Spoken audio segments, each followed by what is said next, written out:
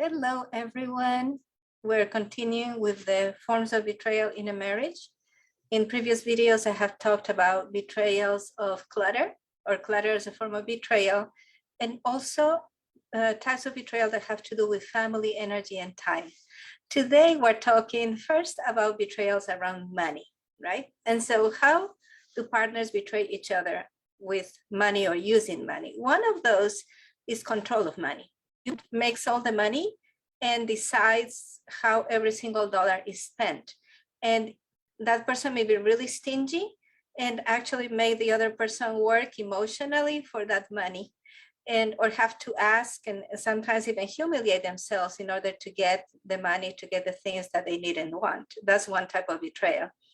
Another type of betrayal is overspending, right? When you as a couple have decided that you have certain objectives in life regarding money and resources, and one of you is overspending, that's not going to go well, right? Because then you are betraying the common purposes that you said you have with each other.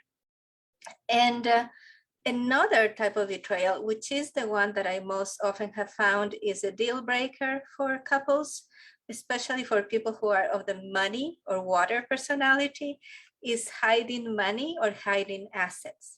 I want to share with you the story of my client who discovered 3 situations with water all in the same day. And they were all related to spaces that her husband used. So 2 were in their home. One was in his bathroom because they have separate bathrooms. And the other one was in his home office where some water was coming in from the outside. And then the same day, they discovered a water problem in his workplace, in his office, in his workplace. And so these 3 things happened, and they were all associated to her husband. So when she told me, I told her, you probably need to look at the accounts, see what's happening with the money, where's the money going? Are there any irregularities? Are there any debts that haven't been paid? And because these were damages that were kind of hidden, right? They were hidden and they had been developing for a while before they were discovered. There were small leaks or filtration of water. I told her, go look at the accounts from several months back. And she said she couldn't find anything. But then one day she was taking care of her shrubs. She had some evergreen shrubs in the west corner of her property. And she found that behind the shrubs, there was poison ivy growing. And it was the west corner, right? So there's 3 incidents with water, which means money. Then there's an incident in the west corner with poison ivy growing. And it also had been growing kind of hidden.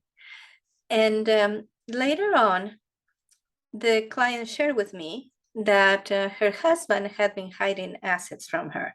He had made an investment that he didn't share with her. And it was a good investment. He actually made money with the investment, and then he hid the earnings from her.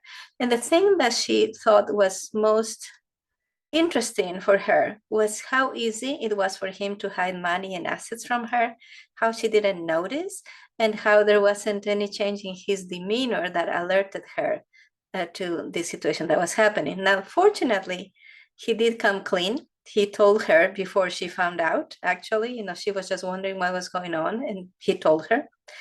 And her personality type is not water. And so to her, it was a big disappointment. Yes, it was a big disappointment, but it was not a deal breaker.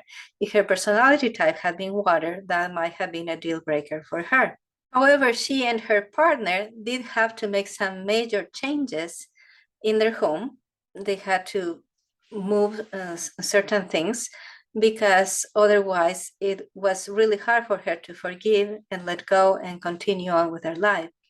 And so whenever a betrayal happens, even if it's not the hugest type of betrayal for you, there's still things that you have to do in the home in order that you can continue living, continue sharing. But in a way, every time there's a big betrayal, you kind of have to start anew. Again, even big betrayals can be overcome by a strong couple. The gist of marriage in Feng Shui is not keeping the love alive. That's the easy part. The gist is to be able to stay together after a betrayal has happened. And if you live with somebody for long enough and you love them deep enough, eventually you're going to betray them or they're going to betray you. and there's 5 forms of betrayal. So make sure you sign up for my class so that you learn about those. But more importantly, how you can use the home as a tool for you to regain power over your life.